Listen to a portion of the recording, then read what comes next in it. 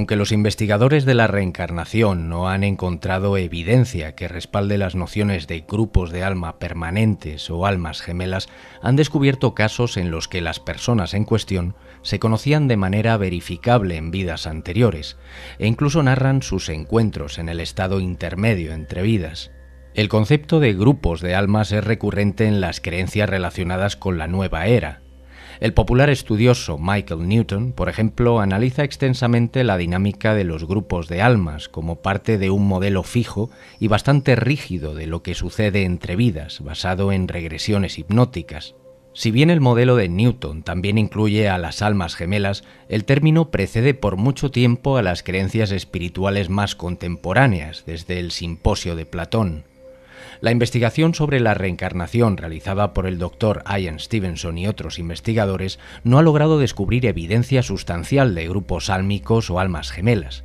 Sin embargo, hay evidencia corroborable de que algunas personas ya se encontraron en existencias previas.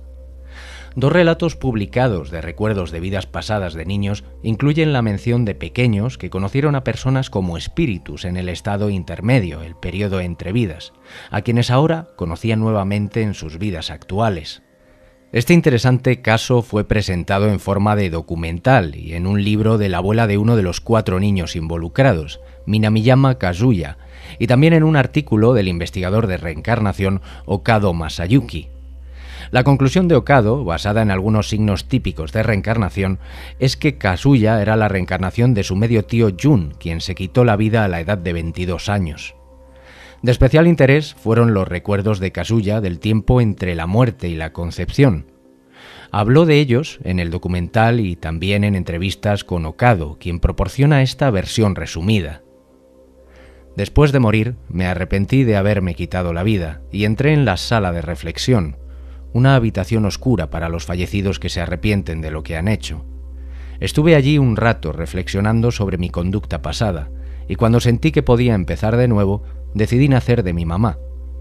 He venido aquí para hacer felices a los que había lastimado antes. Okado también entrevistó a otros 3 niños, Masatoshi, Haruka y Soshi, cuya madre era amiga cercana de la madre de Kazuya. Todos afirmaron que habían estado con Kazuya entre vidas y que los 4 niños habían hecho un pacto para estar juntos cuando renacieran. Tanto su madre como la abuela de Kazuya recordaron que cuando los 3 hermanos le conocieron por primera vez, en algún momento antes de que Kazuya cumpliera 4 años, Masatoshi, que era unos 2 años mayor y el mayor de los 4, dijo: «Cuando estábamos allí, prometimos estar juntos en la Tierra, y los otros 3 estuvieron de acuerdo». Okado entrevistó a Masatoshi y a Haruka cuando tenían 13 y 12 años respectivamente, momento en el que sus recuerdos originales, tal como se comparten en el documental, se habían desvanecido. Ambos dijeron que habían estado en la sala de reflexión. Haruka recordó una vida pasada como una mujer egoísta por la que nadie había llorado. Masatoshi no compartió recuerdos de vidas pasadas, excepto para decir que había visto combates en la guerra, pero sí que describió la sala de reflexión como un lugar al que se entra y se sale voluntariamente, donde los espíritus que sienten que hicieron algo malo en vida van a reflexionar sobre ello. Okado observó a los 4 niños juntos durante unas 6 horas y descubrió que todos parecían felices entre sí. En una nota final agrega: «Sé de otros 2 casos en los que niñas de diferentes familias hablaron sobre sus recuerdos de vida entre vidas, diciendo que habían prometido estar juntas en la Tierra. Hay muchos casos en los que los hermanos dicen que prometieron estar juntos en la Tierra mientras estaban en el estado intermedio». Este segundo caso es el de Alexandrina y María Pace Samoná, de Italia, y fue publicado primero por su propio padre y luego por un investigador a principios del siglo XX. El Dr. Stevenson lo cuenta en su libro European Cases of the Reincarnation Type. Carmelo Samoná, médico de Palermo en Italia, y su esposa Adele perdieron a su hija Alexandrina por meningitis el 10 de marzo de 1910, cuando ella tenía 5 años. 3 días después, Adele tuvo el primero de 2 sueños en los que Alexandrina le aseguró que no se había ido y que regresaría. Después de que la familia escuchara 3 misteriosos golpes en una puerta, decidieron probar sesiones de espiritismo mediúmnico e informaron haber recibido comunicaciones de los espíritus de Alexandrina y la hermana de Carmelo, Giannina, que había muerto muchos años antes. Alexandrina prometió que regresaría antes de la Navidad. El 10 de abril, Adele se dio cuenta de que estaba embarazada. Durante una sesión mediúmnica, el 4 de mayo, Alexandrina dijo, confundida, que había alguien más alrededor de su madre. Janina explicó que había un segundo espíritu que también quería renacer como hijo de Adele. Posteriormente, Alexandrina dijo que con ella nacería una hermana gemela. De hecho, Adele estaba embarazada de mellizos y dio a luz el 22 de noviembre. Se observó que una se parecía mucho a Alexandrina, por lo que se le dio el mismo nombre. La otra se llamaba María Pache. A medida que crecía, se observó que Alexandrina tenía muchos de los mismos comportamientos que su tocaya fallecida, como tranquilidad, poco interés en los juguetes, fobia a los peluqueros, disgusto por el queso, fascinación por jugar con ropa y zapatos, tendencia a referirse a sí misma en tercera persona y era zurda. Su única mención de conocimiento de vidas pasadas se refería a la ciudad de Monreale, que insistió que había visto antes, aunque no lo había hecho, al menos en su vida actual. Describió con precisión las vistas que su hermana fallecida había visto en visitas a la familia. En resumen, aparentemente Alexandrina no había conocido a su hermana gemela, María Pache, en su vida pasada, pero en el intermedio acordaron renacer como hermanas gemelas. Por otro lado, los casos de adultos de recuerdos de vidas pasadas se encuentran con mucha menos frecuencia que los que involucran a los niños, y solo hay un caso de adultos conocido en el que se han verificado los recuerdos de dos personas que se conocían previamente. Se trata de Will y Elise, una pareja estadounidense que asegura haberse conocido en 3 y hasta 4 vidas pasadas respectivamente. Will conserva una rica colección de recuerdos y exhibe signos físicos y de comportamiento que sugieren una vida anterior como Wilhelm Emmerich, un suboficial de las SS en la Alemania nazi. Emmerich trabajó en el campo de exterminio de Auschwitz-Birkenau desde 1941 hasta principios de 1945, para posteriormente ser trasladado al campo de Bergen-Belsen, donde murió de tifus. Elise también muestra recuerdos similares y signos físicos y de comportamiento de una vida anterior como Gerhard Palis, un suboficial de las SS que trabajó en el campo de exterminio de Auschwitz-Birkenau de 1940 a 1943. Luego fue trasladado al Frente Oriental y fue asesinado poco tiempo después. Ambos hombres estaban involucrados en mantener el orden interno en el campo, Palis como Rapportführer y Emmerich en un rango inferior denominado Blockführer. De hecho, existe fuerte evidencia histórica circunstancial de que se conocían. Will y Elise sostienen que sí, aunque no eran amigos. Una complejidad de este caso es que incluye recuerdos de otras vidas anteriores adicionales. Elise tiene recuerdos y signos de comportamiento que coinciden con la vida posterior a la del oficial de las SS como Larry Johnson, un soldado estadounidense fallecido en la guerra de Vietnam en 1968.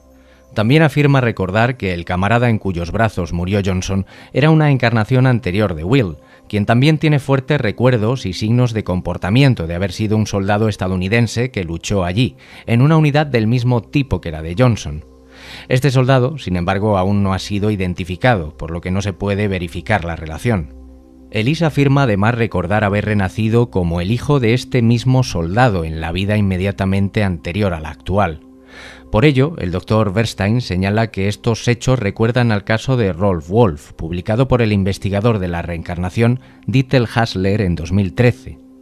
Este relato habla de un joven que había sido atropellado por un automóvil y antes de morir fue consolado por una mujer que se detuvo para ayudarlo. Posteriormente decidió renacer como su hijo. Este último caso es el de Ismail Atinkilis y Cherville Bayri y proviene del distrito de Bey, en la ciudad turca de Adana. Un hombre llamado Abid vivía con sus 2 esposas, Hatice y Shehide, y también con sus 5 hijos.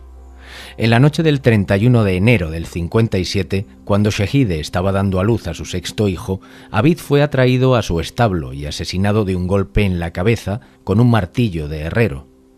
Shehide, preocupada porque no había regresado, fue a buscarlo y fue asesinada de la misma forma.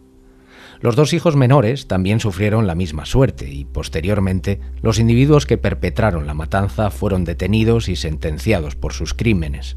Más tarde, en 1957, nació un niño llamado Ismail Atinkilis en el distrito de Midik de Adana, que linda con el distrito de Bey. La casa en la que vivía estaba situada a unos 2 kilómetros de la casa de Abid. Cuando Ismail tenía unos 18 meses, comenzó a hablar como si fuera Abid. Su padre recordó que la primera vez que habló con fluidez negó ser Ismail e insistió en que era otro hombre, nombrando con precisión tanto a las esposas de Abid como a los 3 hijos que aún vivían. Luego dijo que varios hombres le debían deudas privadas y contó detalles sobre el asesinato, incluido que un hombre llamado Ramazán había cometido el crimen. Insistió en que sus padres lo llevaran con su familia anterior. Cuando Ismail tenía 3 años, su padre lo llevó al distrito de Bey, lo que le permitió abrir el camino. Abid tenía 2 casas e Ismail fue a aquella en la que había tenido lugar el asesinato. Reconoció a varias personas que Abid ya había conocido. El caso fue investigado por el investigador R. Bayer, después de enterarse de ello a través de periódicos en Turquía, y posteriormente el Dr. Stevenson fue convidado. Ismail contó muchos más detalles que no podría haber conocido de manera normal, y también mostró comportamientos que recordaban a Abid. Insistió tanto en que ese era su verdadero nombre que sus padres le permitieron utilizarlo para registrarse en la escuela, algo que Stevenson nunca había visto en ningún otro caso. Le gustaba beber licor y llevar un paño sobre el hombro, como había hecho Abid. Cuando escuchó que Ramazán había sido sentenciado, se llenó de alegría. Asimismo, también se quejaba de que su familia actual era pobre, en contraste con la riqueza relativa que tenía en su anterior vida. Las 2 familias se encontraron en otras ocasiones e Ismail mantuvo su afecto por la familia de Abid. Con frecuencia llevaba regalos a sus antiguos hijos y a los 16 años todavía consideraba que su nombre era Abid. Cuando se enteró de que su madre de la vida anterior había fallecido, se puso a llorar de forma desmesurada. Otra persona de esta historia es Çerville Bayri, quien nació en el distrito de Akapi, en Adana, a unos 6 kilómetros de la casa de Abid, el 1 de octubre del 58. Stevenson se enteró por primera vez de su caso en el 64 y lo coinvestigó con Bayer.